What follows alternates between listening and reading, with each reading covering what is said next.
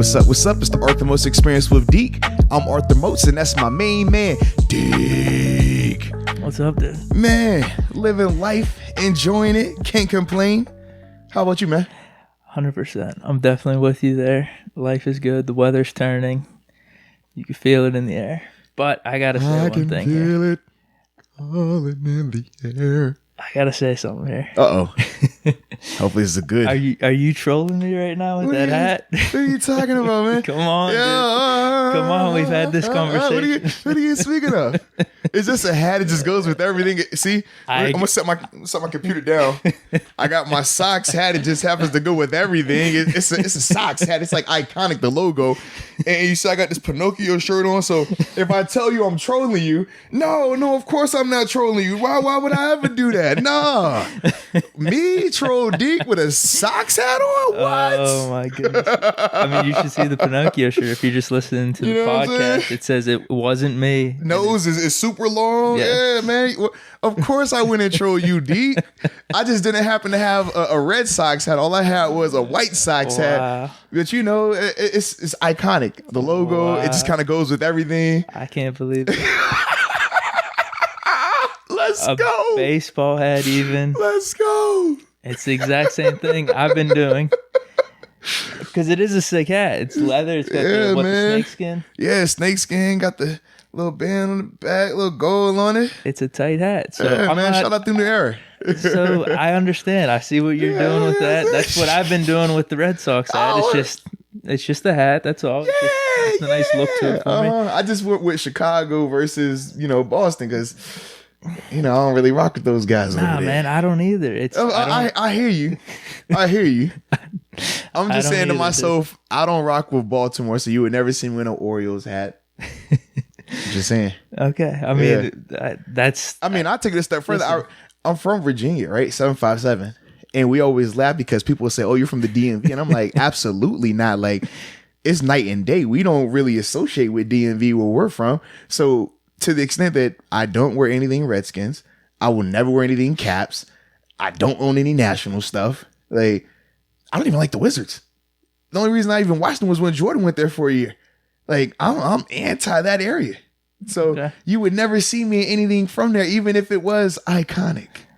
That's all I'm saying, man. No, that's fine. And I guess I never really thought whenever I got that hat, it was like 3-4 years ago. Oh, man, it was like, I cannot wait to wear this Red Sox hat. No. Give me that one, please. Again, not about Boston at all. Never even, I'm serious, never even thought that, Boston, Oh. And now that I hear people saying like, I associate that with Boston, even though, like I said, I don't, I just saw shout out to the listeners, man, because they definitely. I just saw a hat, so it took me time to reflect. I'm like, man, you know what?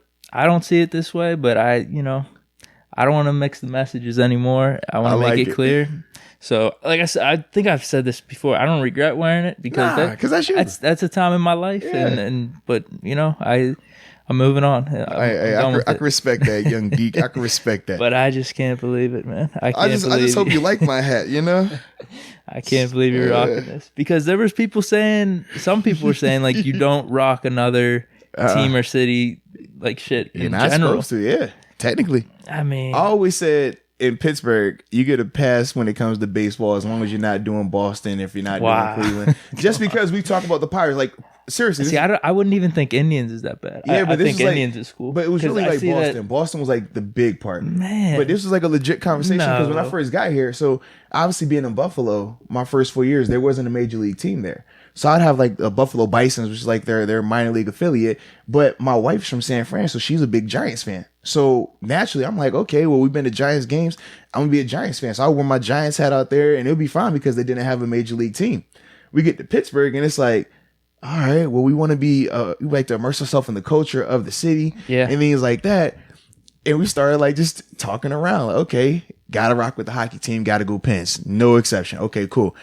Steelers is easy. Boom. Okay. But then it was like with baseball, I'm like, dang. It ain't like that. And it was like, it's not like that. Just don't do Boston. I was like, man, see, I didn't listen. That's the thing. I didn't even know this myself. Yeah, I man. really it was didn't. like, you're fine, just not Boston. So I was like, okay. So literally, that's why I started wearing my Giants hats. I got my Yankees hats because, like I said, I love my Yankees. Then I was like, well, I kind of like this hat, and I think this would be cool for Deke since he's a Sox guy.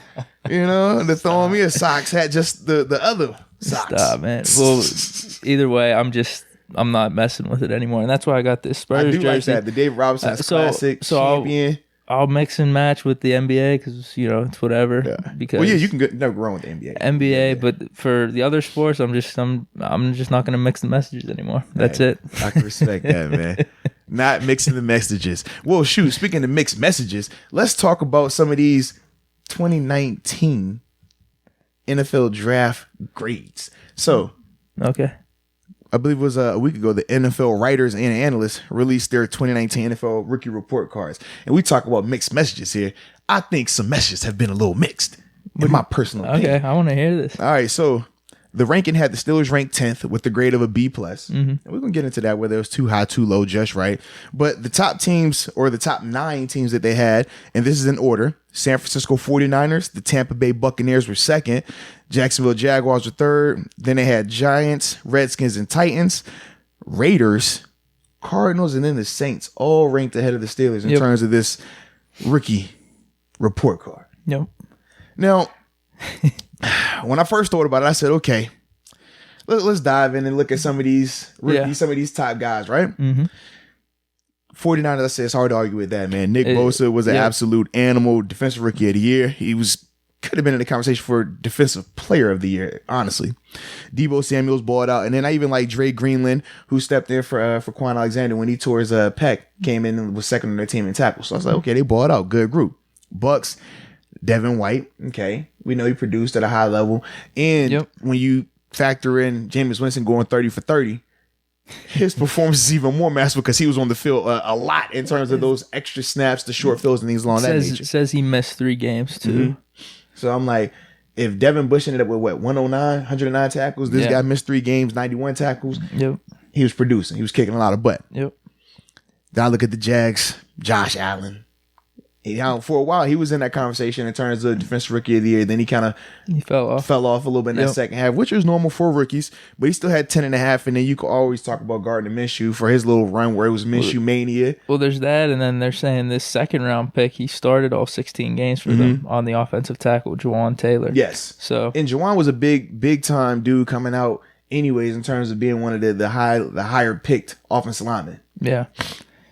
Then obviously with the Giants, you got your boy Danny Dimes. No, come on, dude. Get that out. But my question with him is he a franchise quarterback or not? I mean, I feel like it's still 50-50. Some people love him. Some people think that he's a little bit overrated. He played good for a rookie. Yeah, for a rookie. Yeah. I thought he played solid. Okay. Now with the Skins, Dwayne Haskins. This is funny to me. Just because of the whole Giants and Skins with the whole Dwayne Haskins and Danny Dimes and the whole uproar was going on there when the Giants picked him over Haskins. Mm-hmm. And I think everyone can agree he outperformed Haskins. Yes, he did. But they have the Giants ranked over the Skins in the draft. But I will say this in terms of Danny Dimes outplaying Haskins. I do think the Giants situation was a lot better overall in terms of management, in terms of personnel than the Skins. And I think that's I don't even think Gruden wanted Haskins. Yeah, he didn't. Yeah. And I think that was part of the reason why you saw, even with Haskins, remember, they still weren't even trying to make him the starter. Yeah. Even when Alex Smith was down, it's like, nah. I think they fired Gruden and then threw him in there. Like, all right, now it's your time. So when I think of him being outplayed, I'm like, I really don't think it was a fair gauge on him this year just because of how toxic that whole situation was. Yeah. Now, I did like the fact they shouted up my young boy from James Madison, Jimmy Moreland, who was a 7th round pick of the Skins. I see that. Cornerback, you know what I'm saying? Shout out to the Dukes. 5 game starts. Yeah, man. Young guy, man. Let's say he was a dude kind of fell in the draft. He had performed really well at the Senior Bowl, but had some off-field issues and things like that. And I think that led to him dropping a little bit. But overall, man, I think he definitely has potential to be a really good player in this league. Now, the Titans, I personally felt should have been in front of the Giants and the Skins. When I look at this, I mean, you think about Jeffrey Simmons, guy out of Ole Miss? No, excuse me, out of Mississippi State, tore his ACL in February training, but then still came back, produced a little bit. AJ Brown, though, I mean, he went crazy this year. And the thing I was most impressed about with AJ is this.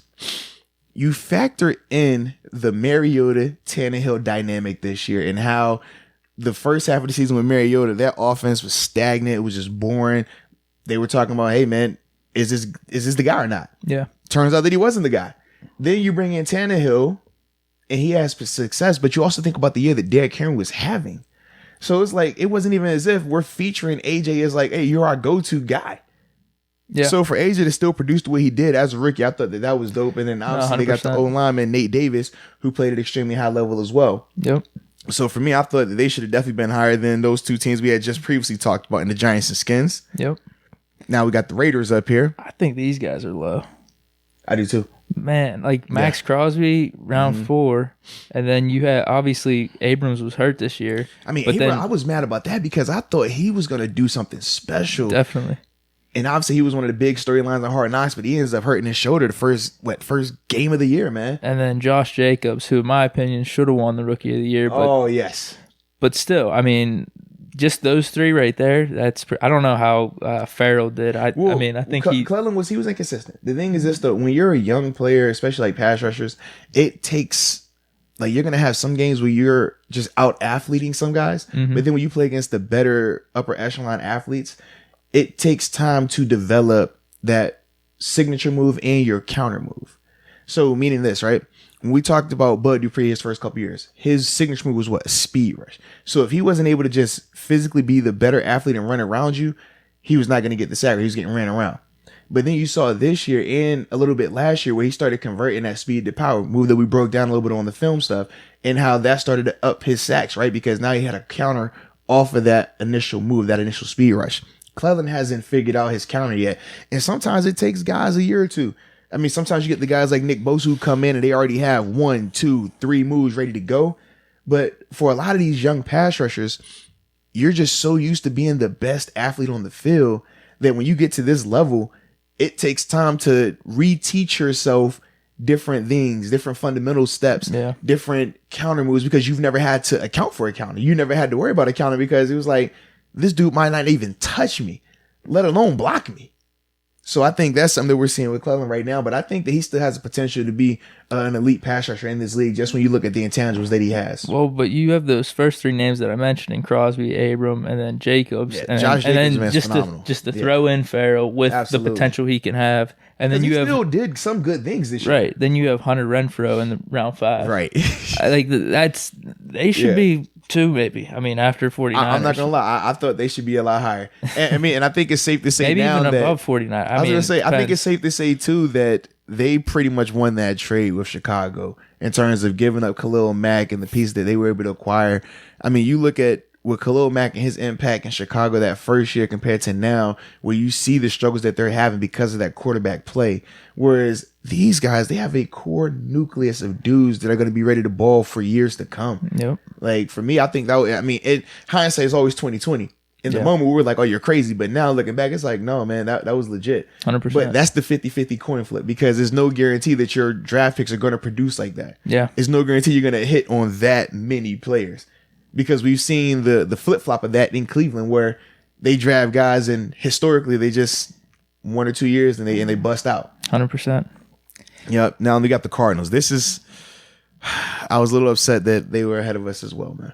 I understand Kyler Murray, and I understand they had to give him the Offensive Rookie of the Year award because he's the quarterback. You know, they love quarterbacks in this league because we already agreed that Josh Jacobs had the better year. Yeah.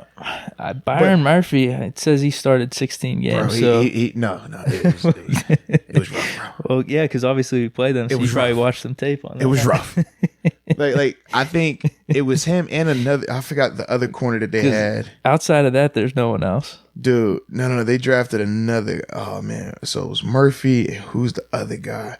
He should have not even been out there, bro. You talking about cornerback? Yes. It might have been another draft. I'm not seeing anyone. Hold on, let me check correctly. Receiver, D end, receiver, safety, receiver, center, offensive tackle, defensive tackle, and tight end, and a safety. No, you're right. It was Murphy. Yeah, Murphy's the I'm talking about. They got this dude Jalen Thompson from the supplemental draft. It's saying he was a safety. I don't know if maybe he was playing slot corner or something. Nah, it was definitely Murphy, man. It was definitely Murphy because I kept saying to myself, Murphy probably wouldn't have played that much, like that big a role, if Pat Peterson would have been out there. Okay. Early on. Remember, he dealt with the suspension, so he missed half of that season last year. So he was probably starting the first 5 or 6 games, and then but playing like big time snaps. And then you figure though, no matter what, even if Peterson comes back, all right, we spent high second round pick on him. Yeah. Let's just play him out the rest of the year. Yeah, and I remember he was definitely on the bad end of some stuff, man. So for me, I was like, outside of Kyler Murray, I don't feel like they should have been that high. But I think the reason they did that, like I said, was mainly because of the Kyler Murray name, the quarterback position. You know, everybody loves that. Yeah, because they got nothing else. Yeah, they really got nothing else. And then we look at the Saints, man. The Saints had I feel like their best player was their center, Eric McCoy. Came in, showed up the offensive line, helped them out a ton. Also, you got the safety, Chauncey Gardner-Johnson. I thought that he did some good things throughout the year, but I still, maybe this is why I was a little biased because I don't know any of these names on here. Like, this is the thing. They didn't have, outside of the offensive lineman, like I said, offensive linemen don't get the praise like that unless you are like a Taylor Lewan or a Jake Long back in his day, or even Pouncey, right? Yeah. Like, unless you're like just head over heels or better than everyone, you don't really get talked about like that. And I think when we're looking at that Saints team, their draft picks, they didn't really have anybody that's just like, oh man, this dude like flat out was going crazy. Yeah. But that Saints team was already so complete prior to this draft that they weren't in position, first off, to get that type of talent. No. And then second, they didn't have a first round pick, they're saying. Yeah, so that was my biggest thing with them, man. Yeah. And then, so when I looked at those teams, I had looked at it like this. I said, Giants and Saints strongly disagree with. I think they should be lower. Yeah. I thought the Titans and Raiders should be a lot higher, especially the Raiders. I thought they had an argument to be number one. And then I said, man, the Cards and the Saints, man, Cardinals and Saints, it's questionable at best, man, in terms of them being ranked above the Steelers. I thought the Steelers should have been in that 6 range. And when I look at, I think we could have been above those Titans, man. See, for me, I think that's where we different because I'm just ripping on the Titans. Oh, I know. I forgot who I'm talking to over here. My Titans hater. They're annoying, dude. They're annoying. But yeah, when I look at the Steelers draft picks, I was like, man, obviously Devin Bush balled out, right? Yeah. He had a ton of tackles, led the team in tackles, had the splash plays that you like. At times he did struggle though, and I think that was fair to say. Mm-hmm. Then when I look at Deontay Johnson, I said he was the second best player in our draft class, right? Hands down. Yeah. Started a little slow, but he definitely picked it up. You know what I mean? And definitely, I like the thing that he did not only as a receiver, but as a return man as well, being an all-pro punt returner. I thought that was huge. Mm-hmm. Then I said, man, who's our third best? You have to go Benny Snell? Or do you... See, so this is my debate. I said, I'm either going Benny Snell or Duck, and here's why. When you look at sample size, right? When you look at the sample size, remember Benny Snell missed a good portion of the season with the knee surgery, did he not? Yeah, but he was good when he was in for the most part. He was good when he was in for the most part. Whereas we saw with Duck, let's be real about it. No, seriously. Let's be real about it. Did Duck not help, especially during that span of wins, right? Was he not helping a ton? Because we saw what it looked like prior to him coming in there, did we not? Dude, he had 3, but let's just go back. I think you're messing with me, man. I really do. No, but this is my thing, right? So I said this. I said, Duck was an undrafted guy. So the expectation for him was drastically lower. Right. Whereas Benny Snell, the expectation for him was a lot higher. Let's be real about it. When he was drafted, we were talking about him. It wasn't, oh man, we hope this guy can just come in here and help out. Like, no, we was like, could this dude overtake James Conner because he is that style of runner? He has that height coming out of Kentucky in the SEC, right? Mm-hmm. Benny Snell football. That was the talk. And then we were all highly disappointed in his preseason because he looked slow. He didn't have a burst. He wasn't making guys miss. He wasn't breaking tackles, right? Yeah. So then it made us lower expectations on him. And then once he had that run versus the Seahawks, it was like, oh, okay, he showed a little flash. Then he gets hurt and he missed some time. Yep. Then he comes back and it was the Bengals game. Close that out for us. That was when we first were like, okay, this dude looks good. Then the second Browns goes, okay, he looks good. But still, it wasn't oh man, this dude is coming in and is clearly taking over, because we knew anytime James Conner was out there and was healthy, it was clear who the better running back was between those two. The quarterback position was drastically different. Let's be real about it. as much as we're looking back, right, and the hindsight being 2020, saying, well, man, Duck fizzled out and he wasn't the guy anymore, right? But for those weeks when Mason was the starter and Mason wasn't producing in the same type of capacity that we expected of Mason, because expectations are everything, right? When Duck came in, regardless of how we want to look at it, when we were living in the moment of those games, the impact was there. Now, regardless of the intangibles of can he make all the throws, regardless of the intangibles of, okay, is his arm strong enough? He had the motivating factor. He took care of the ball when he needed to. And he ultimately led those dudes in those wins. Now, he wasn't the main factor. Obviously, the defense balled out, but he was a huge upgrade at the moment at the quarterback position. Wow. Was he not? I mean, yeah, if you're going to talk about expectations, he was undrafted, but... Did you expect Duck to come in? If we would have said Duck is going to lead our team on the road, mind you, in primetime versus Phillip Rivers at home, he's going to lead us to some big wins that we're going to need down the stretch. On the road in Arizona versus the #1 overall pick in Kyler Murray. He's going to lead us that, remember, right? I remember. And regardless of how critical we were of him in those moments, because it was like, yo, we would definitely appreciate his efforts, but you have to critically examine him. You were critical. Yeah, but was I not? I'm critical of everyone. Well, I know, I agree, but I'm just trying to move on from that point in my life. Because you don't like, you don't want to bring that because back to I wasn't you, critical. I was not critical at all. You fell in love. You thought it was love at first sight. For me, I was like, dude, let's take a couple dates. I want to take my time with it. It was a hot fling, and it was just for this year because I was moving on. You met her on the south side, and it got a little wild. Next thing you know, y'all got this thing going. You don't really know where it's gonna go, and she ends up breaking your heart. You catch her at Tequila Cowboy. You're like, yeah, what's going on? I thought you were mine. I'm just trying to move on. It's all good. So. I'm just going on Benny Snell being 3 because of that. I'm moving on. Trying to move on. So for me, that's why I said Duck. Because you bring up fair points. Yeah. I'm just going to stick with, all right, Snell closed it out for us in the Bengals game. He had a good Chargers game. Mm-hmm. You mentioned the Browns game. He had a good Browns game? The second one. The one that was in Pittsburgh. Not the one on the road. The one in Pittsburgh. Yeah, he had a good, 3-4 games. He averaged over 4 yards a carry, 400 yards. So I'm just going to say Snell because...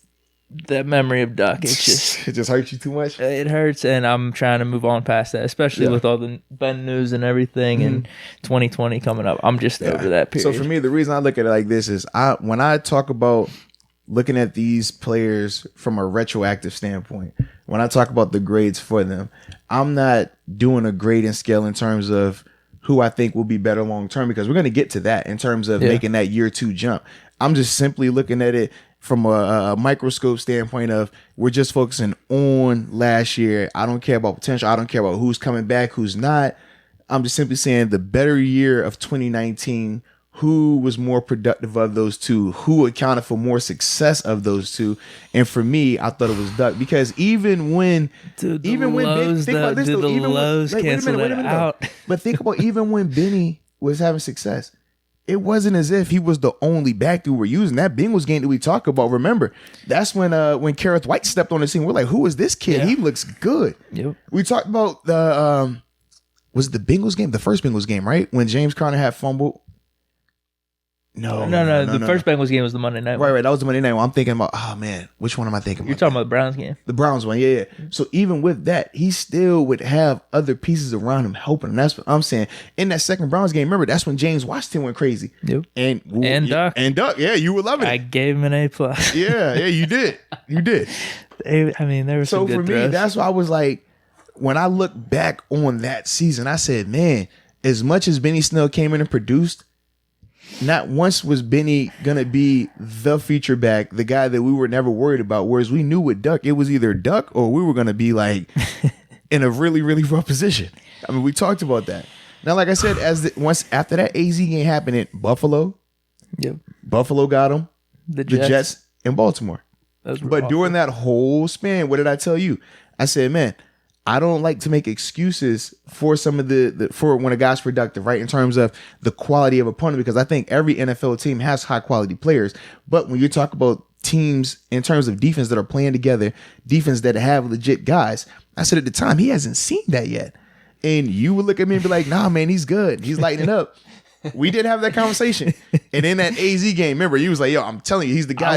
I wasn't discrediting what you're saying. I just thought he would step up because we didn't know. We didn't know. But for me, I said, dude, we're looking at this Cardinals defense who we know is trash.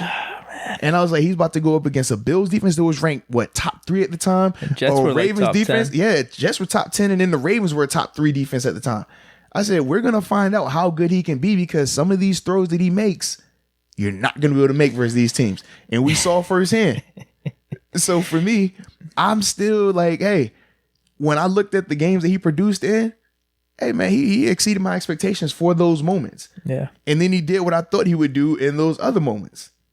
But that's why, for me, I think I was able to handle it better because I was understanding. Yes, that's why you have him 3, and that's why I don't even want to talk about it. But yeah, in terms of our ranking versus all the others, I'll agree with you. I think we should be a few spots up. The Cardinals and the Saints for sure. Mm-hmm. I mean, even the Titans, man. I know you. So I know you tried selling me on that. This is my question, right? So with the Titans, right? Because I know you look at the Titans as a whole, but when we're talking just our draft class versus their draft class, yeah. I have no clue about Simmons. You spoke pretty highly. Yeah, because Simmons, like I said, for him to come back from the ACL and he was still producing, he was still getting sacks, and he only played in, I think it was 9 games. So for me, I'm like, you have him and then the guard that I have no clue about, but he started. The guard was games. legit. The guard is definitely legit. But I said to myself, okay, who had more? Who was more impactful? Devin Bush or AJ Brown? Right. I'm very biased in terms of Devin Bush because of the 5-5, because of the steals and all that stuff. But I think we can all agree that on the Titans offense, it was Derrick Henry and AJ Brown. On our defense, I mean, we had TJ Watt who was going crazy. Minka was going crazy. Even Bud this year went crazy. We talked about Joe. We talked about Steven Nelson. Then was Devin. So it was like, not even mentioning Cam Hayward. So we had so many other stacked pieces that for Devin, he wasn't even the main focus. Whereas with Tennessee, man, you knew it was either Derrick Henry or AJ Brown. And it was that simple. And that's why for me, I gave him the nod in that. And that's fair. But then I guess you have Deontay Johnson versus their D tackle or their offensive guard. Mm-hmm. And I don't know. It's hard to gauge that. Yeah, right. Exactly. Mm-hmm. So like for me, I looked at it like this. I said, okay, even if I put Deontay over Simmons because of the amount of playing time he had, right? And he still produced, especially in the second half of the season. I said, man, who else on our list am I going with over that Nate Davis? That was my thing. I know you would say Benny Snell. I'm not saying that. I was going to say. You was going to say you that? Just, in this argument, yeah. You're funny. Expectations were low, man. He stepped up. Hey. And remember those 3 games you were just talking about? We're talking about a 3-game span versus a whole season span, though. That's the difference. You know what I mean? This is funny, dude. So but that's why I can't put him above that, but I have him right behind it. I think the Titans should be at 5. Like the way they have, was it Jets and Redskins back to back? I think that's how it should be, Titans and Steelers. Okay. Mm-hmm.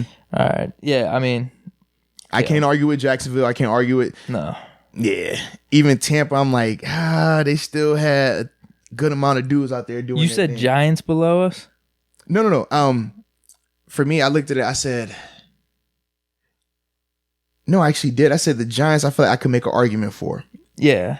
But so we're in the 6-7. That's what I said. Like I 6-7 mix. I have a 6. I think even if you want to keep the Giants ahead of the Titans and us, you can do that. But I'm dropping out. Let's see.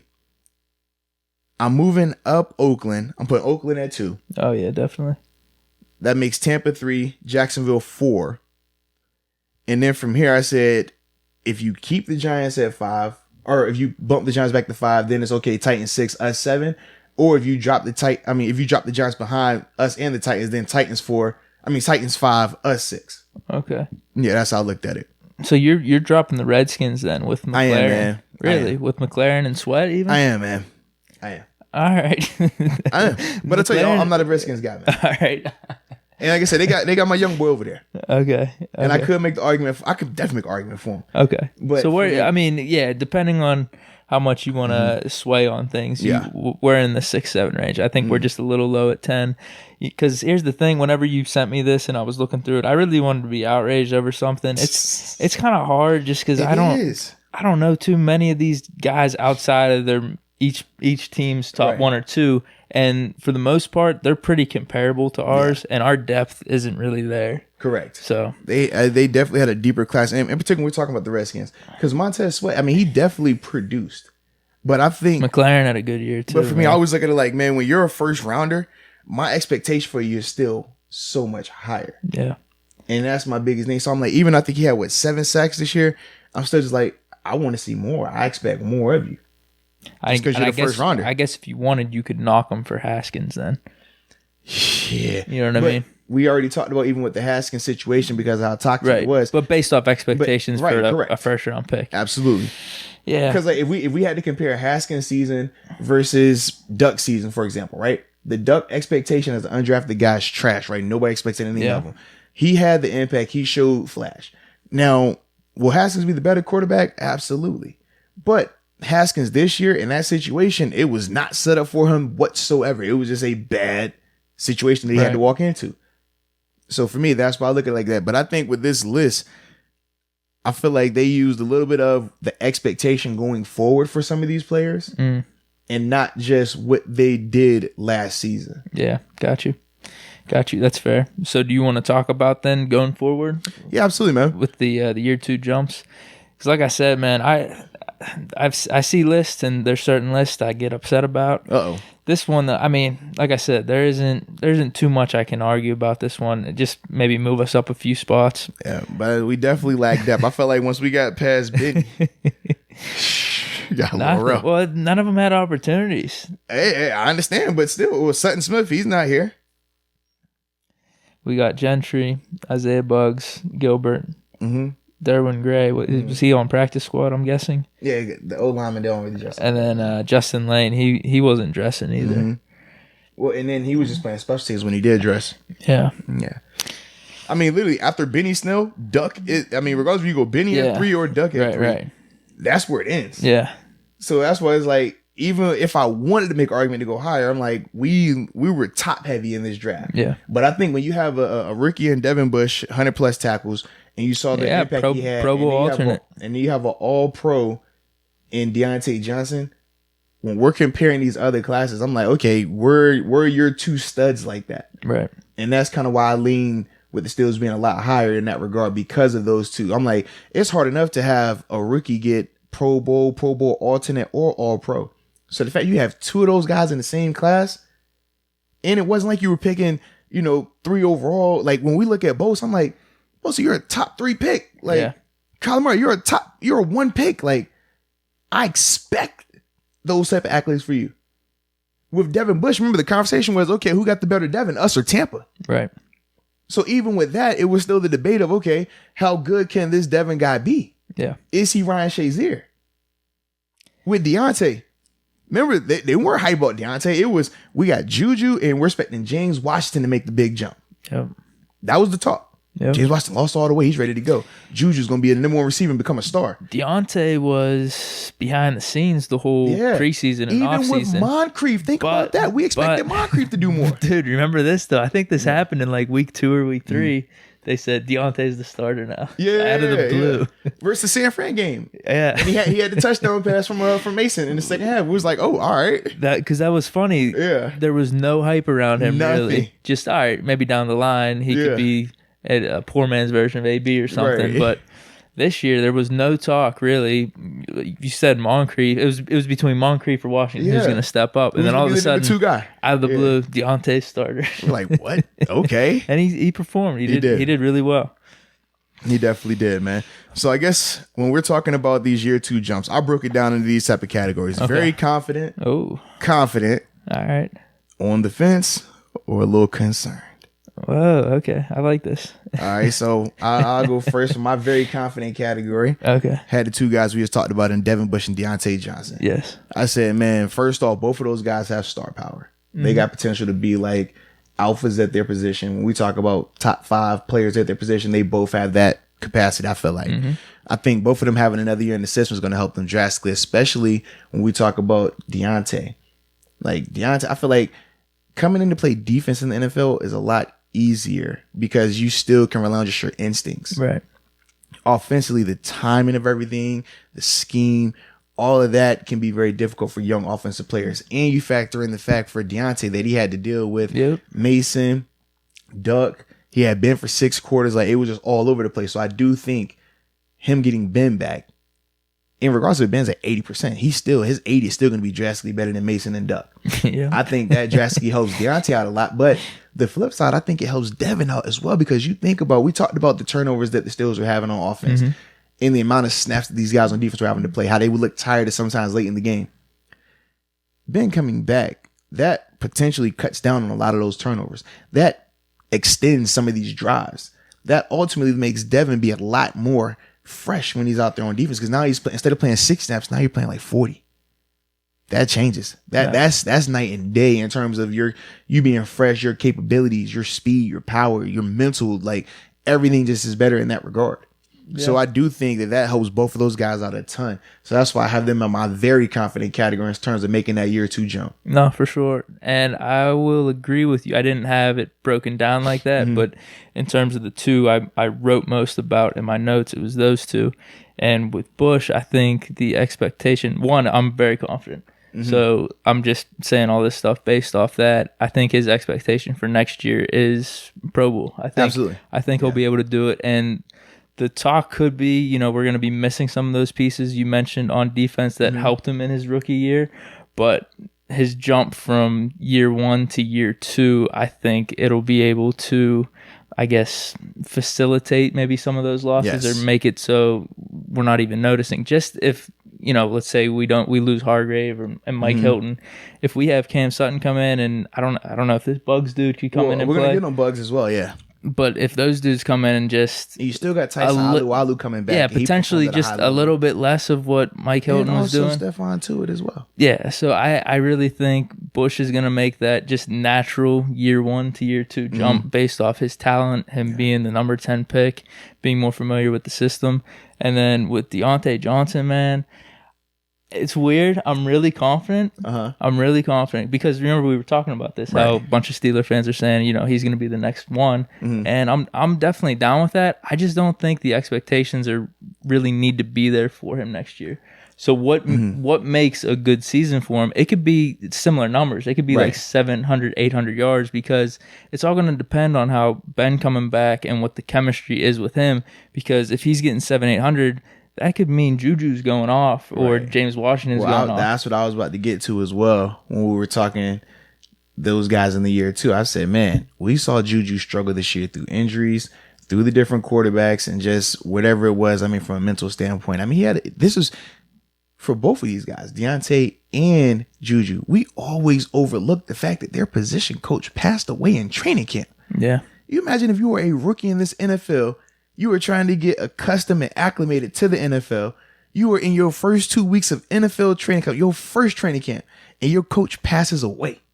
Just, I don't think people really understand the magnitude and the significance of that and what it does to you. No, I definitely don't. I don't. Yeah, I don't that is rough, extremely hard. Because honestly, you are more close to your position coach than you are to any other coach out there because of how much time you spend with him, both in the meeting rooms, on the field, and away from it all. When you're, on the road, when you're just in passing, hey coach, I need some extra work on this. That's the guy you're reaching out to. You're not reaching out to Coach Tomlin to have all these one-offs and all these individual, you might meet with Coach Tomlin. What technique. Right. But you are in constant communication with your position coach. So you get extremely close really fast. And the fact that when you hear about Deontay, when he speaks on man, Coach Drake was the one who's standing on the table for him saying, we need this guy. I want this guy. I want this guy. That does something to you, man. Yeah. Now, I do think on the flip side, Ike Hilliard coming in is going to help Deontay out as well because Ike Hilliard was a star in this league. Ike Hilliard know what it's like to have a long career in this league, and he played in a huge market in terms of New York with the Giants. So he understands the pressure that's associated with that position. So I think all of those things help Deontay out. But I think the biggest thing, like you said, man, is the Juju element. I think Juju coming back, and if we can get a healthy Juju, we know he's going to be inspired. We know he's going to want to bounce back and show that he can be the guy. Contract year, everything associated with that, the AB thing. I mean, let's be real. Any athlete will tell you, no matter if they admit it publicly or not, you want to prove that you're better than the guy that was there before you. I'm just telling you right now. Like for me, when Jason Worlds retired, my whole job was to prove that I could be better than Jason Worlds was.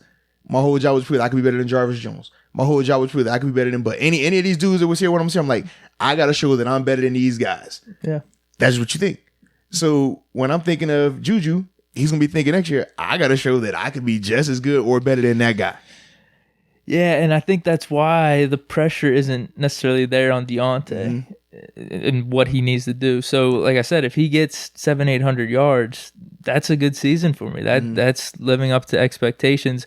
I think he can. Yeah, I would like to see him get over 1,000 yards. But in terms of it, is it needed to say, hey, you stepped up in year 2? I don't think it's necessarily needed because it's all going to depend on what him, Ben, and then the other 2 receivers are doing with Washington and Juju. And I think it's a little different than because we have 3 guys and we're all just trying to see how it's all going to play out with those 3 receivers. Than when Juju had to come in as the number 2 after we traded Martavis. Dude, we had no depth after that. Where you're like, Juju, you got to step up and be number 2. So it's more or less who's going to be the 2 from these 3. Right. And I think Juju's got the most expectations on him to step up. And I will say this too.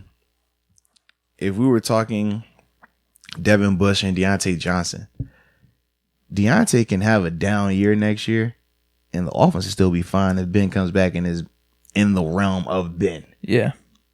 If Devin Bush takes a step back next year, that could be catastrophic to that defense because of what he's able to do from sideline to sideline and in coverage. Yeah, well, most likely, too, we'll be getting rid of one of the middle linebackers. Right. So it's like you expect a lot more from Devin than you are from Deontay.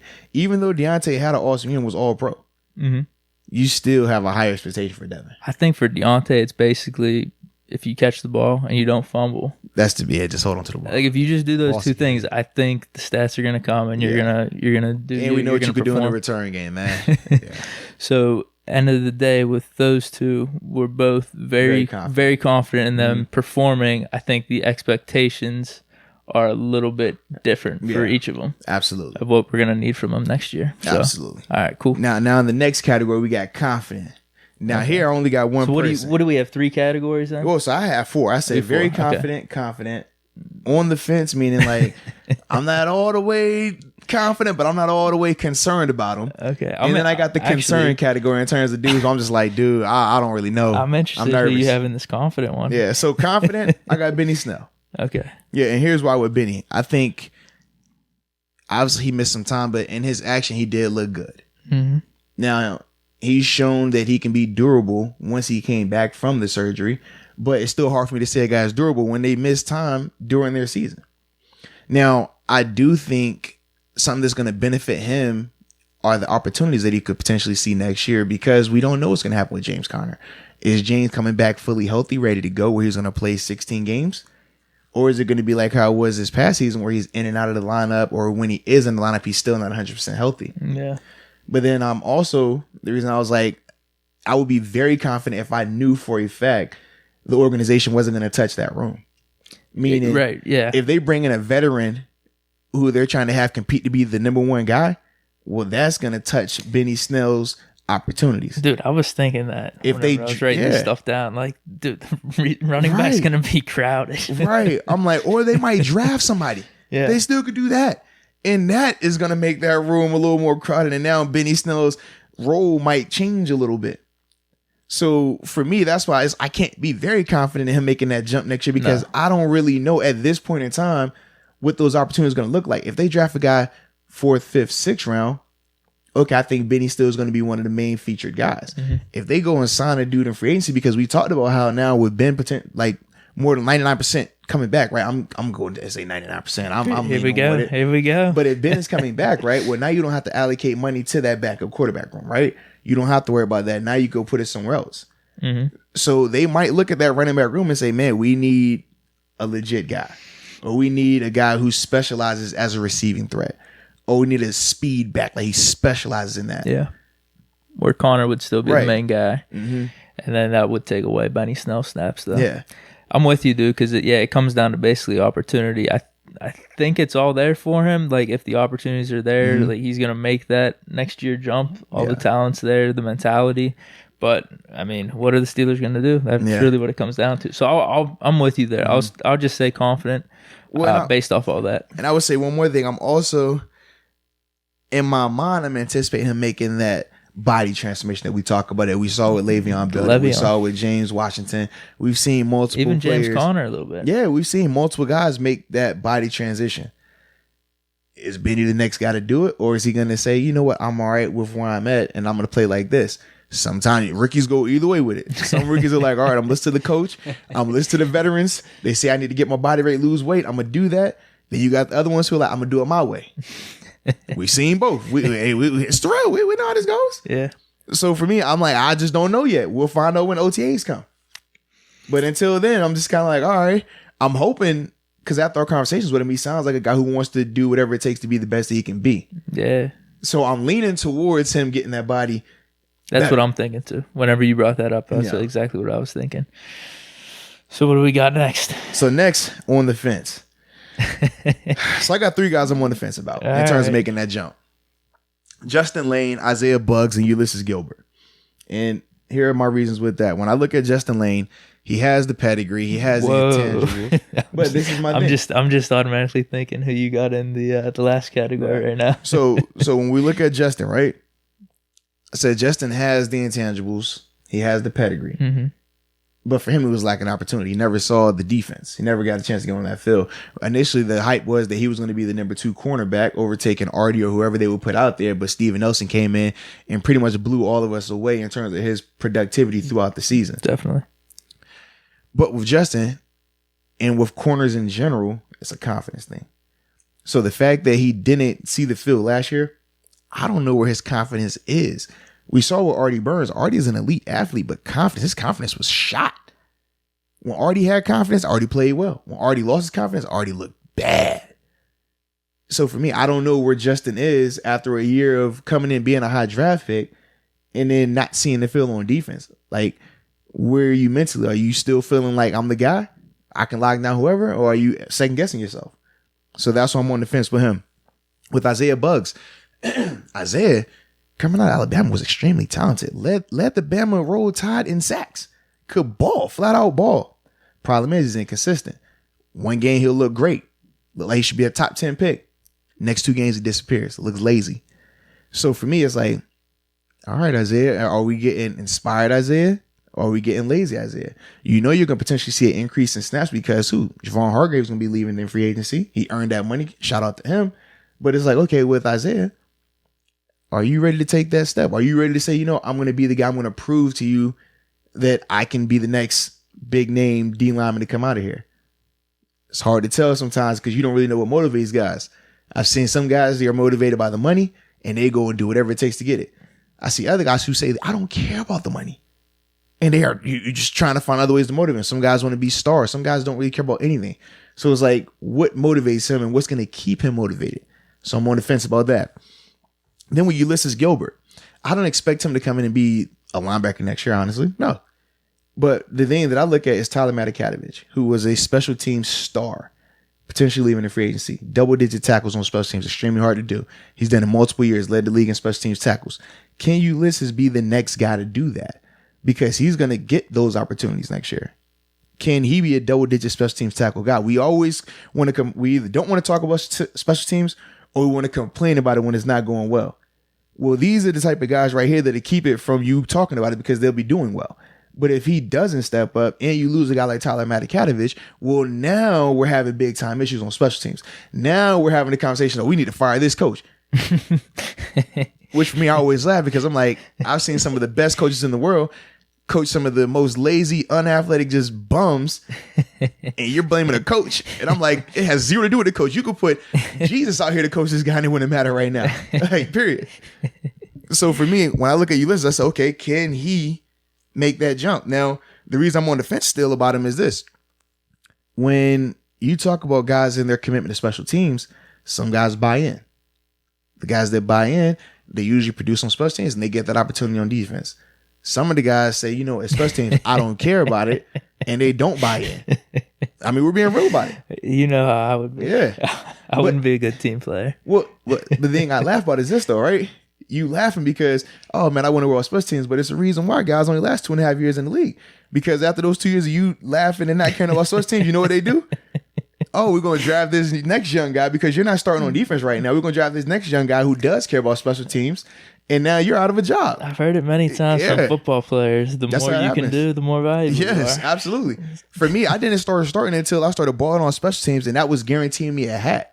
Because with there only being 46 guys that dress on game day, right? So with it only being a limited amount of guys dressing on game day, if you don't have special teams value, you're not even dressing. So if that starter goes down, you don't even get the opportunity to go in. Whereas if you got a special teams helmet, well, now you're guaranteed if anything goes wrong, you're going to get an opportunity. Now, when you get that opportunity, what are you going to do with it? Oh, if you ball it on defense, well, now you can graduate from special teams. For me, it was like, hey, man, I did enough where I graduated from it. But if you never go out there and put your time in on it, if you never take it serious, you never get that opportunity. And if you never get that opportunity, the guy who does ball out, oh, he gets that job. He gets that extension. And you're part of the statistics, man. 2.5 years. Looking on the outside, talking about, man, I used to do that. Hey, man, I got this picture in my jersey and practice with this guy. You never make it to the big dance, baby. Yeah, you bring up good points. Yeah. People should, I guess, be more willing to expand their horizons. Hey, well look, now they can. I'm glad they didn't do it when I was playing because they would have took money out of my pocket. So I appreciate y'all guys slacking on the job. So I can kick the knowledge now that I'm out. When I was in, I'm like, hey, man, no, I don't care about the special teams. I got it. Wow. I got you. Don't worry about it. I got you. Yeah. That's smart, man. That was young. When I got older in my career, I started to kick a little notch. Young man was like, oh yeah, man, I got this. Don't worry. I got that rep. Don't worry about it. Just keep it to yourself. Yeah. Man. Just keep it to yourself. I learned this. I was like, oh, so as long as I'm on the big four special teams, punt return, kickoff, kick return, that guarantees me a helmet. Even if I'm technically fourth on the depth chart at my position, this guarantees me a helmet. And because these two guys aren't on special teams, they're not going to get a helmet. Oh, all right. I ain't the smartest, but I could figure. I said, okay, yeah, we good. And then you get that opportunity, you make a play, change your life, man. 9 years later. Yeah. Here we are. Shout out to special teams, baby. So, yeah, man, who'd you got in your on defense category, man? You know what? I'll defer to you on this one. Okay. Because I don't really know too much about these three players. Yeah. Obviously, Justin Lane, like you said, was a high pick. Mm-hmm. And if we lose Hilton, he will probably move up to the fourth slot because obviously we're going to lose Burns too. Yeah. Sutton will go into the nickel corner, and then Justin Lane will probably be the fourth. Right. So we'll see what happens there. That's not too much expectations on him. Mm-hmm. But, I mean, you still might have to perform in some late game situations. Well, then we talk about how often the Steelers in particular were in sub packages. I mean, they were in sub ball more than they were in baseball. Yeah. Like, that's just what they do. They love to operate with 5 DBs, sometimes 6. So I think you brought up good points on sitting out a year. What's that going to do to your mentality? Well, and I will say this, too. When I think about it now that we're having this conversation in real time, he could potentially see more time as a dime corner because right now, they've been using Devin Bush and Mark Barron. Now, if we're anticipating them allowing them releasing Mark, then just going solo with Bush, right? You're not going to have Vince out there in these nickel sub pack situations unless you're blitzing him every time. But now offenses understand, oh, that's the blitzing linebacker. We're just going to scheme that up. Now, when you go with taking Devin and putting a Justin Lane out there with him for coverage purposes, well, now Justin's going to see a lot more action just because of the amount of time that they're out there together. So that's why I think for me, I'm like, man, Justin could actually see more time. Now, granted, they haven't made that move yet at the linebacker spot in terms of Mark Barron or Vince, but we're just anticipating that it would be Mark getting the walking papers. That's what they call them. Yeah. Okay. Yeah. All right. So that's interesting then. Bugs, I don't really know too much about them, so I'll stick with the what category is this called? On the fence. On the fence. So we think they have the potential. I will stick with that with you, but then we have Gilbert, who I was impressed with in preseason. Okay. Wasn't he? He was making splash plays, man. I remember talking about him a few times. He had the speed. He looked good. Yeah, he definitely had the speed. So that's why him and Tazar. That's why I'm interested with him. If we let Barron go, if he's going to make a jump somehow and be a sleeper pick in the offseason and the preseason to carve out a role for himself. So I'm interested in him from that standpoint. I don't know how big of an impact it will be next year, but I think he is a sleeper pick because I definitely liked what I saw in preseason. Okay. But we've talked about this before. It is preseason, but he was out there and he was making plays. So I liked what I saw. Man. And the speed element is the one thing that's pretty interesting with him. So absolutely, man. I'll stick with you on those. Okay. Now to the concerned category.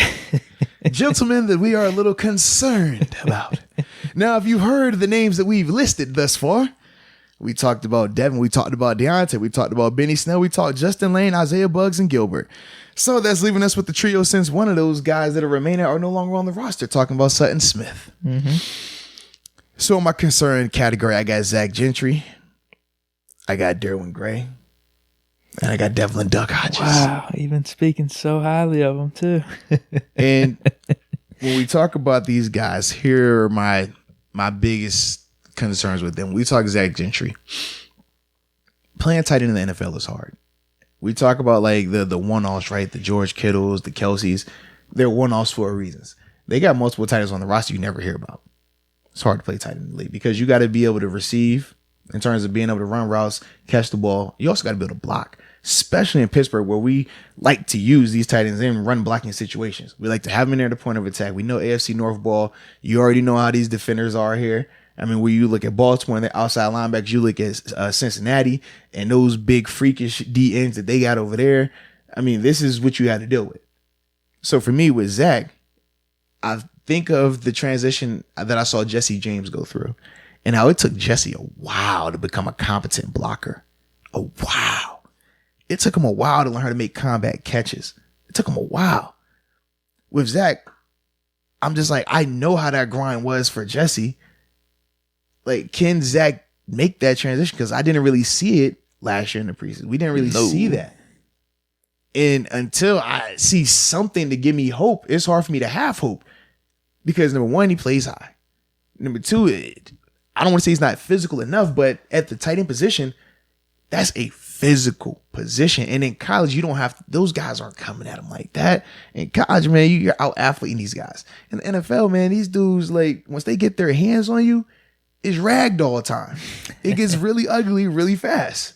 So for me, when I'm thinking of Zach, I'm just like, I need to just see that you can do this. I need to just see that you have the mentality that even if you're not the best blocker, that you're willing to put your face in the fan and get in this guy's way. And until we see that, I'm going to have my concerns. When we talk about Derwin Gray, anytime as offensive lineman, I'm on the fence with those. I mean, I'm concerned about them just because a lot of those guys in college, if they were great athletes, when you get to the NFL, these are other great athletes. So you're not going to just be able to just dance with these guys. You're going to have to be a technician. You're going to have to be able to work well with others. You're going to have to know the scheme, know the protections. We didn't really see that with Derwin just yet, but depending on the moves that are made this year on the offensive line, he could get a huge upgrade. But at the same time, he could get replaced. Yeah. And those are my concerns with offensive linemen because it's just, you just never know with these dudes, man. Some of them go in the right direction. Some of them eat themselves out the league. You just never know. Some of them never take it serious in terms of, I got to be a technician. I got to get my hands better. I got to get my feet work better. Like some people don't want to go down that path. They don't like that work. Yeah. So like I said, I'm concerned with him in that regard. And then with Duck, the reason I'm concerned with Duck is first off, Ben coming back. That kills 90% of those opportunities for Duck. Because if Ben wasn't coming back, well, at least you know, okay, well, now he's going to at least get to compete with Mason. Anything can happen in the competition. Mason come back from a surgery. That's not the case anymore. They've already said that they believe in Mason as their guy. Yep. So you know Mason's going to come back as that too. Regardless if he's coming back from surgery or not, he's still going to have that nod already. So now you're taking the 13 reps, and it's going to be a mix of you, Paxton Lynch, and JT Barrett. So you're not even getting exclusive 13 reps. You're sharing them.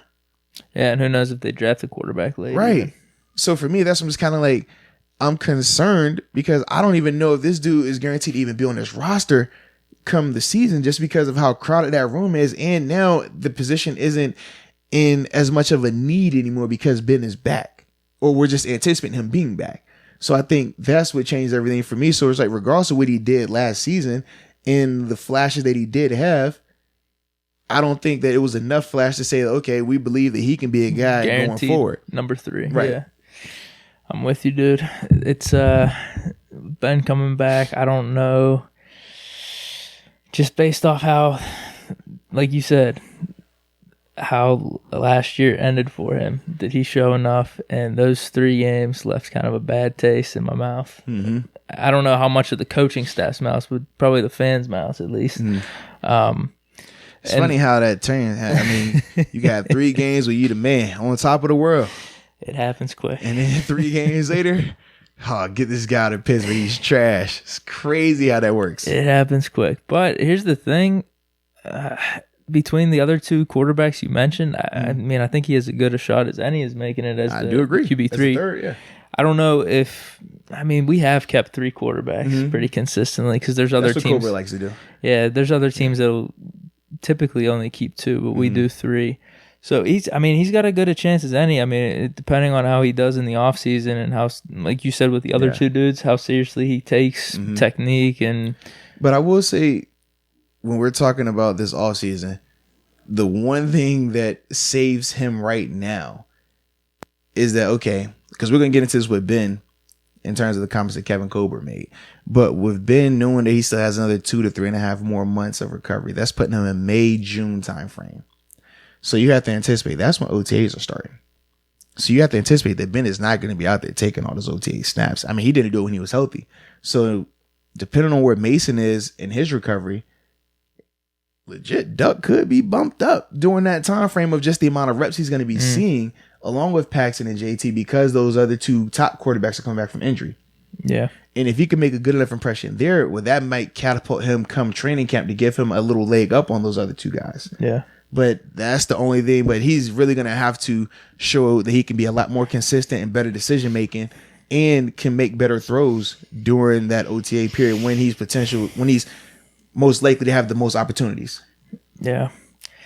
So we'll see. We'll see with him. I'm going to stick with you there too and say those 3 are in the concern. Yeah. Well, tight end too, because we're definitely talking about drafting a tight end or bringing in some type of tight end. I don't know if we're going to be bringing Vance back, but if we bring Vance back, I think we're keeping Vanette too, right? He's not a free agent. No. Nick is a free agent. Oh, is he? Yeah.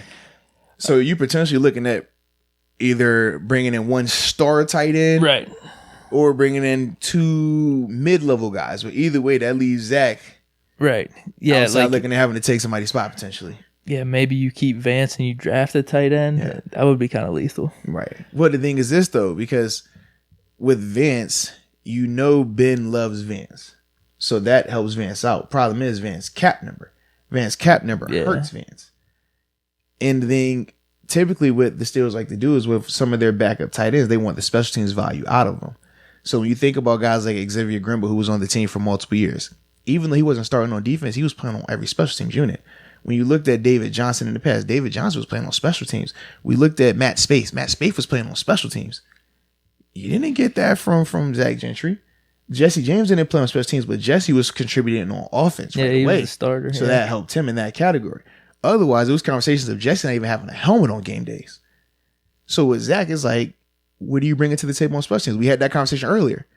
So if you're not contributing there, why are you getting a helmet? Because you're not contributing on offense either. So if you can't contribute on offense or special teams, what does that leave you with? Hey, statistics, 2.5 years, baby. Man. Bring in the next guy. That's how it works. Man, I feel like Gentry's getting a bad rap right now on our podcast. I'm not saying he's getting a bad rap. We're just, the thing is, we try to just bring awareness to the situation. Yep. And understand like what happens and how these moves are made and how these decisions are made. Now, if Zach comes back and he shows, okay, like I said, that he's a willing blocker. Maybe he could prove us wrong. Right. Well, and I hope he does, because I'm all about players having success in this league, because I know the money it could give you. I know the way it could change your life and the success you can have. So I would love to see that happen. But I do understand how hard of a position that tight end spot is if you're not the elite combat catch guy who, wherever you throw, he's just going to catch it and come down with it. Like Heath Miller late in his career. If you're not the freaky athlete like a Gronk, or like an Aaron Hernandez, or like a Travis Kelce, or a George Kittle, if you don't have that, you got what else are you bringing? Are you an elite blocker? Matt Spaeth, he was never the receiving threat, but he could block his tail off. David Johnson, he was never a receiving threat. He could block his tail off. Will Johnson, remember him out of West Virginia? He wasn't a burner. He wasn't the most elusive guy. He wasn't an elite catcher. He could do a lot of good things. He could play special teams, and that's what helped him stay in the league for so long. Mm-hmm. So with Zach, that's what you're looking at. Okay. You are in the mold of a Jesse, but can you get to Jesse level a lot faster because now that position has been identified as a need. Remember, even when Jesse came in, initially they had I'm tripping. Who was the tight end they had initially? It was Ladarius Green. Yeah, right? Ladarius. Yeah, and even before Ladarius, remember. No, because Jesse came in afterwards. Yeah. So, yeah, Ladarius, because that was the year that he retired. Yeah, dude. So, you were never expecting Jesse to have to be, all right, we need this now. But Jesse could catch. That was one thing he had. I'm a combat catch guy. I can make the catches. So, right now, where there's concerns that Vance is going to be on this roster or not, it's like, all right, Zach, are you ready for that role? Because imagine if you had to go into next year with Zach as your number one tight end. Oh, man. Right. You're not really confident in that regard. That can't happen. That can't happen. I don't think Colbert's going to let that happen. I think Vance feels really good right now. So you don't think any potential with Vance, I don't know how they would structure it, a pay cut or where you're released and then come back and sign. They could potentially do like a pay cut type thing with him. Vance could be open to doing that. Everybody is different though. Yeah. I think, put it like this. If you had to talk who would take less to stay, Vance or Bud, Vance would be the guy. Okay. All right. Well, we might be franchising Bud anyway though, right? Yeah. But I'm just saying in general, like if it came down to, hey, Bud, we can't franchise, we'd rather sign you to an extension, but instead of paying you 14 a year, we'd rather pay you 10 a year. Bud's gonna say no. Well, I think a lot of that's based off the market though, too. Right. I understand that, but I'm saying, for example, like if they came to Vance and said, hey Vance, we know what you're getting paid is starting level tight end money. We want to take $3 million off of that. Vance would probably be more open to that. That's what I'm trying to get at. Regardless of the numbers and like the particulars of the numbers, I'm just saying if we were talking who of those two are more likely to take less to stay, Vance is way more likely. Multiple reasons for that. Yeah. But I agree with you for sure. Even though I'm anti-pay cuts and anti-team deals. Nah, I just throwing it out there. I get it. 100%. But I guess the thing is, if they were gonna say, hey, we're gonna let you loose no matter what, and he went out there and the market is that $3 million less anyway, and he likes it with the Steelers, he likes Big Ben, he might as well just do that. Yeah. But I'm just saying, I think that he would take the pay cut before it even got to that. Oh, really? That's what I'm saying. Okay, got you.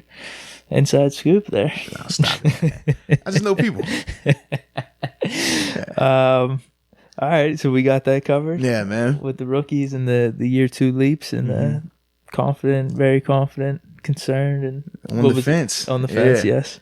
So now we down to the last topic, man. It's your topic right here, man. Go ahead, spark us off.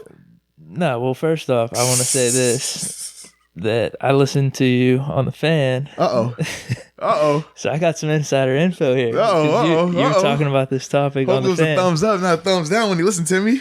It was awesome, and I told you this off the mic that whenever are you going to be doing that consistently, you think? Well, that's what we're trying to work to. Okay. Yeah. If you are doing it consistently, people should be tuning in because dude, you're smooth. You sound like Stephen A., polished professional. Well, I appreciate that, man. You know, dude, seriously, it sounds like you've been doing it for 3 years.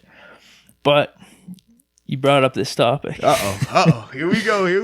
We were going to bring it up last podcast and talk about it, but we talked about the CBA a lot, and that was a really good conversation. Then we had Holmes on. Absolutely. So I hear you talking about it on the fan on Saturday. I'm like, oh man, we got to be talking about this because let's go.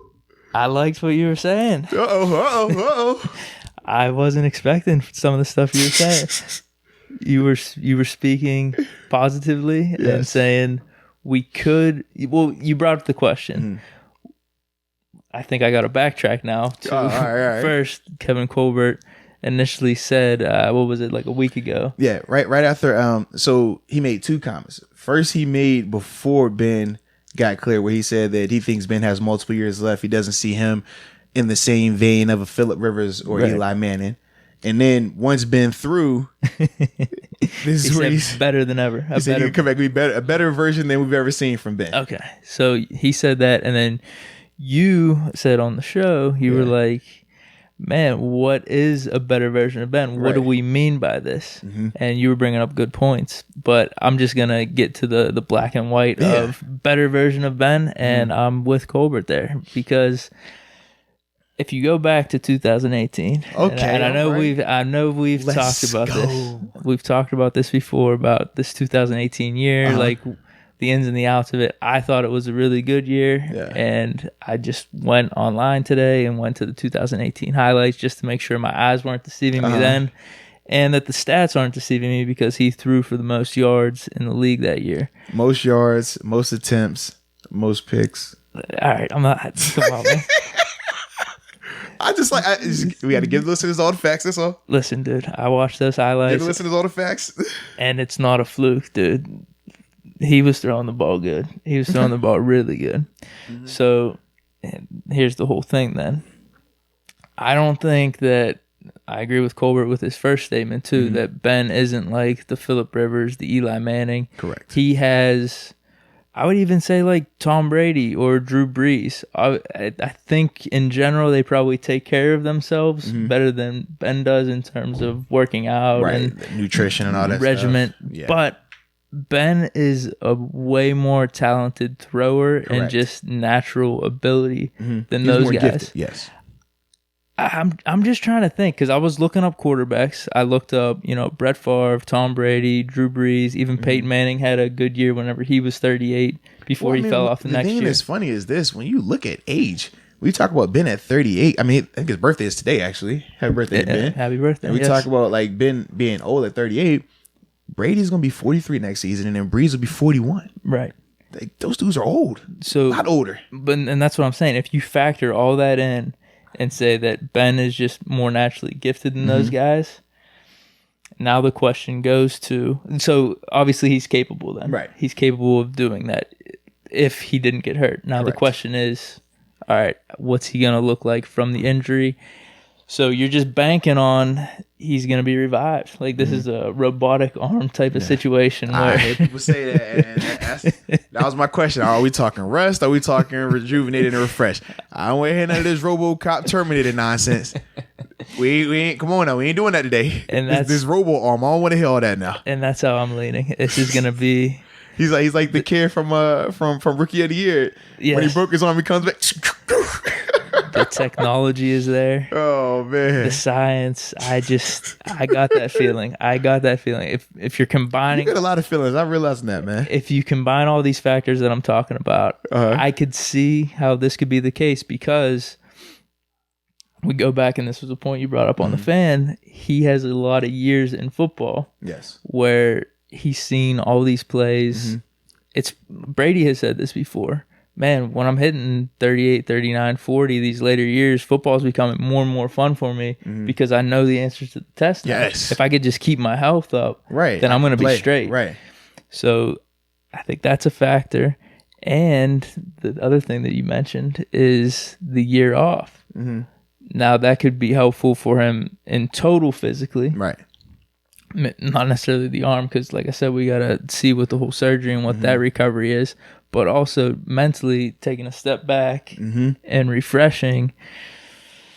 There could be a newfound, I don't know, love for the game would be the right term, but a newfound motivation, a newfound respect of just coming in and man, this year off, I wanna go for another 3-4. That's what I'm hoping at least. I got you. So. I think there could be some credence to what he's saying. I like it. So for me. When I looked at it and I said, could Ben be better than before? I look at more so, are we talking 30 plus touchdowns? Are we talking less interceptions, right? Because the year you're talking about in 18, those were his numbers. 30 plus touchdowns, league leading picks, league leading in yards over 5,000, league leading in attempts though. It was like 675. So he was a ton of volume.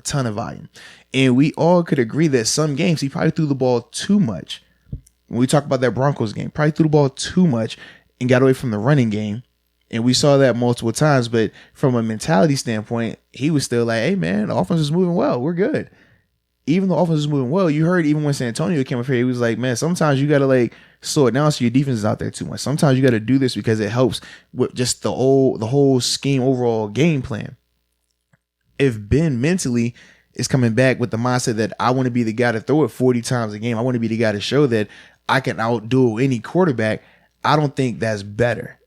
But what I do think is better is if he's coming back after a year away and he understands like, hey man, I don't have to throw the ball 40 times. I could throw it 25 to 30 times and be highly efficient, but know that this defense has my back as well. Is going to get me a couple extra possessions here, because we know for Ben, when you're playing in the game year after year after year after year, you get so singly focused. You never get a chance to look back and say, okay, what do I do well? What am I struggling with? What can I improve upon? When you're in that grind mode, you never get a chance to see that. Whereas this last year, he got a chance to legit sit back and say, man, okay, what do I see when I watch this game? Okay, what have I been doing well?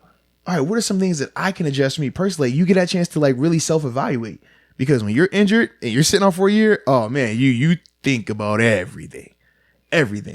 Now, the reason why I'm leaning towards him coming back and being better is because I think mentally that's the path that helps him out the most, because you get that chance. Because it's hard when you're in there and you're putting up numbers. It's hard to see, man, sometimes if I'm doing too much of this, it's putting this unit on the field too much. It's not allowing us to eat up this clock that we need to eat up. Sometimes it's hard to see that because you're just so caught up in, man, we lost this game. All right, I got to go harder next week. Yeah. Whereas now you get that chance to sit back and say, okay, well, no, this actually is a better move. This actually does help better. Okay, I understand when to take my shots here even more so now. I think him having that year away helps him in that regard. Talent-wise, I don't know. None of us know what that arm is going to be. Is it going to be the best it's ever looked before? Is it going to still have that accuracy, that pop? Is it still going to be lively? Like, we just don't know, and we won't know until the season starts. And then it's like, okay, can it hold up? Because it's one thing to get to the season. It's another thing for it to hold up, though. When you start talking about the wear and tear from the grind of a season, when you start talking about the hits that he's going to be taking, the weather, he plays in Pittsburgh, he's not playing in the Dome in New Orleans or Indianapolis. It's a lot of factors. I think that's why I'm saying rejuvenation. It's going to hold up. It's going to be. Well, but this is the thing is, like, the reason why I never say rejuvenation is this. People say, oh, a year off makes Ben healthy. It makes, okay, left arm, legs healthy. The arm wasn't healthy last year. The arm was surgically repaired. So it's hard to say, oh, that rest is going to make his arm better when his arm is recovering from a surgery, a major surgery. So that rest does not help that arm. Yeah, maybe better. You see what I mean? Maybe better arm is not maybe the right term. Yeah. Because his arm has been. It was trash. It was no. I mean, no. I mean throughout his career, and like I said, even going back to 18, I thought his arm was still good. Yeah, absolutely. So if the arm is just back to what it was, at least, right? Maybe a little better. Why not? But for me, I'm not saying that it can't come back and be better. But then you're saying Ben as a total, though, the whole mental aspect, the whole staying away from the game, making better decisions, helps him so much more, right? Than what people are trying to say in terms of, he's going to be well rested and his arm's going to be good to go. Because like, you can't say that his arm benefited from this year off when his arm was having to be surgically repaired. Yeah, how is that a benefit? You see what I mean? It's a contradiction. But like, that's the argument people always make, right? Oh, a year from the game, Ben is always dinged up. This helps him out a lot. I'm like, no, it doesn't. Here's what I will say. Like, how? Here's what I will say. You know the phrase. Oh, man. What? This is philosophic here. Here we go. Go ahead, drop it for him, man. Let him know. Like, okay, go ahead. You know the phrase. No pain, no gain. Oh, God. Ben's arm went through some pain. Ben's arm went through some suffering. Us as fans went through some pain. So now we're ready to go. Us as fans went through some suffering. What does that stuff lead to? Like I said, no pain, no gain. Hey, man. To have to grow, you got to suffer a little bit. You got to go There can be no progress without struggle. That's what they say, man. So that's why we point at potentially better than ever. He missed the whole year because the elbow surgery. Man, that arm is good to go. He's fresh. That year away helped him. What? He didn't choose to sit out last year for rest. Are you serious? Like, that kills me every time I hear that, though. Could it be a blessing in disguise? I don't know, because like I said, we experienced some harsh pain last year. This was terrible. It was awful. But if Ben can stick around for another 3-4, like I'm hoping, then. For me, I look at it like, let me see what this year looks like. And I think after seeing, and seriously, this is why. It is funny how you bring that up, because I'm just saying 3 or 4 like it's a given.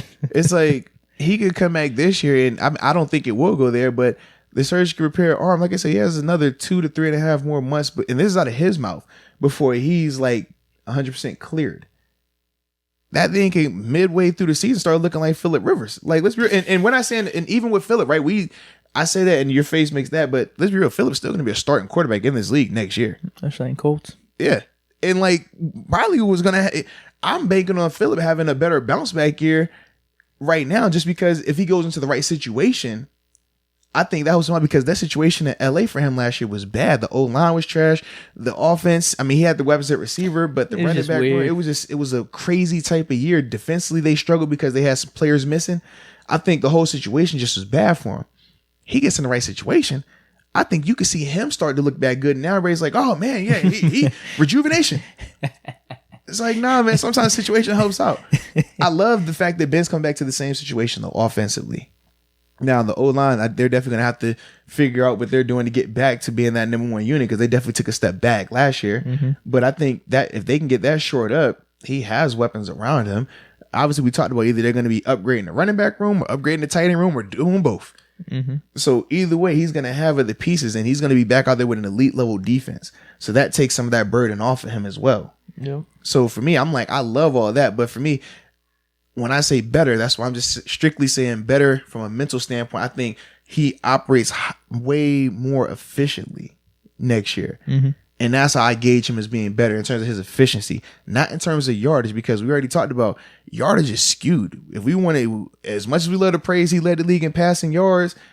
It's like, bro, he led the league in attempts, and it wasn't close. It wasn't like, oh, he led the league by 5 attempts. No. It wasn't close. So it's like we can make all those arguments. But for me, when I look at his efficiency, I think that's going to be the thing that you see the biggest improvement in him with, that efficiency level. And if he is improved in that regard, I think that makes this team drastically improved. Because if he comes back and he's trying to do too much, I think it hurts this team. But if he comes back and he's operating efficient, he's taking the shot he's supposed to take and doing what he's needed to do, I think now you're talking about this team being in that big dance, or potentially in the conversation for it, because obviously you still got to do with the Chiefs for another year, because they still got all those guys coming back. We'll take care of them. I'm not even going there with you, Deke. We know your Super Bowl favorite is every year, regardless of who's on the team. I got you. We'll take care of them. I mean, you were telling me that, we're Super Bowl favorites when we had Mason and Duck. I already know. I already know how you roll. I do remember talking mid-season of after, I think it was the Rams game. Yeah. And I'm over here like, they should make the playoffs. Not favorites. I was just saying, could we make some noise? I was simply saying we should make playoffs. I said we should make the playoffs, and I was disappointed that we didn't make the playoffs. But I was looking like, this is a rough one and done. Like not even a gentleman's one and done. Not even an overtime one and done. Like oh yeah, we didn't really belong there. And overtime, I definitely agreed with you. I definitely came to your side on that. Yeah, so that's how I looked at that whole situation, man. Yeah, dude. But I am confident that Ben does come back and have a huge impact, though, in terms of, like I said, I'm not even gonna go down that line of, oh, is he gonna have an MVP caliber season? Because I personally, unless Mahomes doesn't show up next year, I don't see that happening personally. I mean, I don't care what you say. I mean, Ben could have won it last year. It's that whole argument. What? It's that whole argument. How do you figure that? I'm just being silly, but I was like, what? Like, hold on. So let's say LeBron James, whenever he left Cleveland, you're not about to do this. No. You are not about to do this. Don't you disrespect LeBron right now. We saw what the offense looked like. Do not disrespect LeBron like that. We don't have to say MVP. We could say MVOP, most valuable offensive player. How you figure? Just we saw what the offense looked like, man. It was just, they still had an all-pro. They had an all-pro offense, Deontay Johnson. Punt return. Still all-pro. They balled out. I obviously it's a silly point. It's a silly point, but you get what I'm saying. I don't get what you said at all. Nope. Like I said, comeback player of the year, yes. Like Peyton Manning could have won that one year. Comeback player of the year, yes. I'll give you comeback player of the year. You know what I'm talking about? Well, here's the thing. Look, hold on. Let's go back real quick. We go back. Brady was out for a year. We saw what the Patriots looked like. 11 and 5. How old was he though?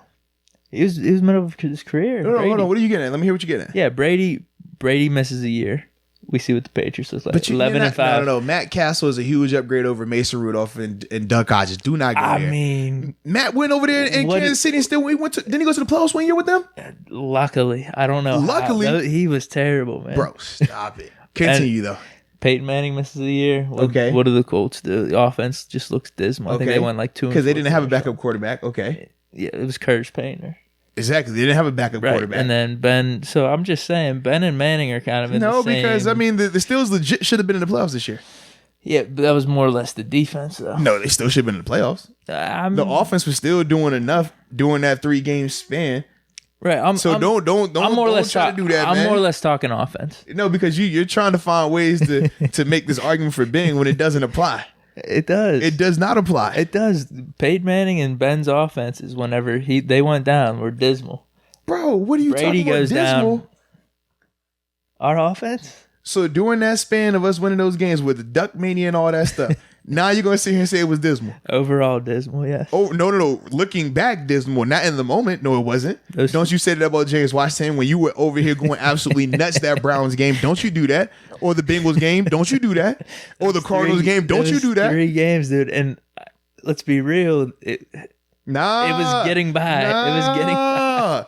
It's funny how you change. Earlier in this conversation, it was one argument. Now, because we're trying to make it sound extra smooth for Ben, now we're trying to turn it and flip that whole argument. I'm not hearing that, bro. Right. Stop it. You stop that, bro. That is a Deke move there. But yeah, man. The Colts had absolutely zero shot of making it to any playoff. Period. If their defense was better, maybe.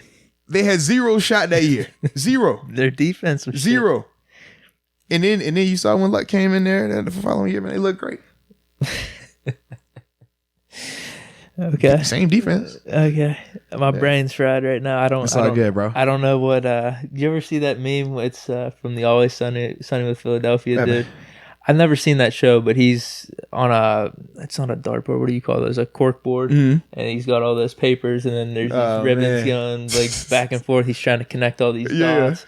That's what I'm like right now. So hey man, anything for your boy Ben. I got you, bro. I got you. Comeback player of the year, yes. Okay. Who else could? I guess Cam would be in the mix. Yeah, depending on what he looks like. Yeah. I guess it's those two, but I'll take Ben. Because I'm doubting Alex Smith is coming back right now. No, I'll take Ben. What about AP? No, he had like 800, 900 yards. Well, because I was laughing at how they gave Tannehill comeback player of the year. He wasn't even like hurt last year. He just was trash. So I'm really concerned. Like I don't even know. Yeah, they might give it to somebody. There's not too many candidates for it. Phillip Rivers might get it. AJ Green. Yeah, I'm just saying based off of how that went. They could legit go Phillip Rivers if he goes somewhere and balls out. He was trash this year. Now look at him. He's great. Yeah, for sure. That's a good point. Because I was nuts that they gave Tannehill comeback play. I was like, what is this? This is crazy. He came back. For what? Being trash, like you said. It doesn't matter how you come back. Jeez. The comeback's comeback. When did that become a thing, man? I'm dropping my phone over here. When did that become a thing, man? I'm trying to think who's that was the first time to do that. I don't know. We'd have to look. I definitely know it was the first time. I think they've given it to people not based off injury before, though. I'd have to check, bro. Yeah, we got to check that. Yeah. But you bring up a good point. It's kind of funny. Yeah. I could see if it was like newcomer of the league or, I don't know, man, most improved, but comeback player. What are you coming back from? Most improved. Because basketball, they do most improved. Right. But comeback is like, dude, you have to come back from like injury. You can't just come back from being sucky. Maybe that's what they mean, though. It's just different phrase. Oh, so they just switched the implication up this year? They deked this. They deked this. They say, hey, guys, it applies right here. We're going to make it where, if you came back from any type of adversity meaning you were sucking, you were trash. Yeah, that's what we do. Yeah, because Jimmy G would have been the guy then, right? You can go with Teddy. You could have went the Teddy argument. Breeze missed 5 games that shit with the thumb surgery. Yeah. Who else am I forgetting? I'm forgetting somebody else even bigger than that though. Jeez. Yeah, I'm forgetting somebody else that came back also from injury. And watch, I'm gonna remember once we get done with this. Yeah, it's all good, man. Yeah. It's all good. Your point is valid though. It's pretty funny. Boy said, man, he was sorry last year. Now he's good. Yeah. Come back play the year. Yeah. Well, yeah, man. We cover everything here. Yeah, because you already said that Ben better next year for you is MVP. Oh wait, what do you mean? Could Ben be All Pro next year? Oh yeah, All Pro. That's first team All Pro. Is it 2 quarterbacks? What is it? Yeah, it's 2. It's 2 for first and second team. Or 2 for first team. No, 2 for first and second team. Okay. I mean, because I think he can, man. I just do. I mean, has he had it before? If what? we said better than ever. So I was just wondering, man. And come on, dude. Some of this voting is skewed. Man, here you go. Because hands down, he should have got it the 1 year Brady threw for 50. He was second best QB that year.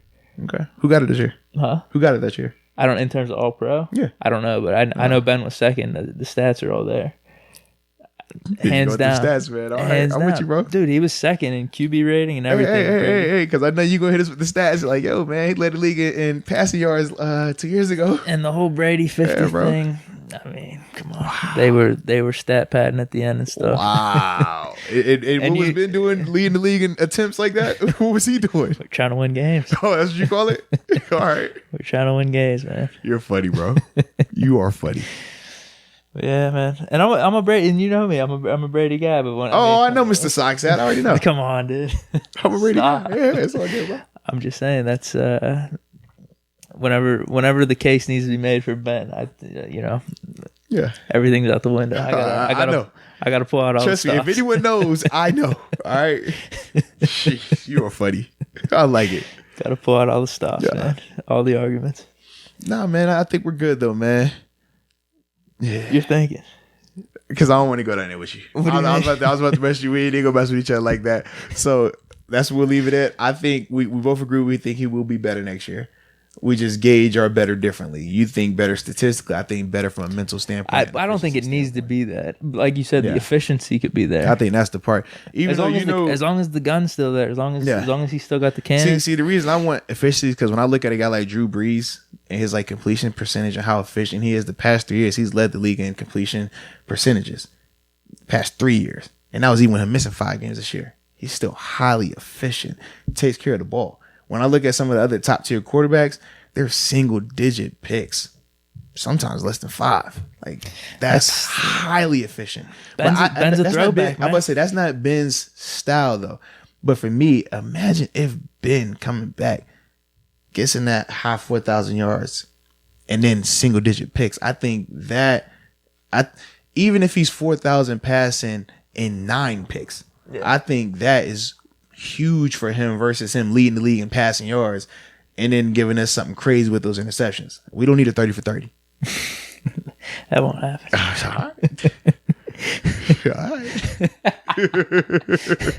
I hope it won't. Dude, I don't want to get too sidetracked. Are we about to wrap it up? Or we were about to wrap it up, man. Let me say one thing. I was randomly looking up stats at quarterbacks back in the day. Mm-hmm. Dude, you should see some of these picks. Like Ken Stabler. Yeah.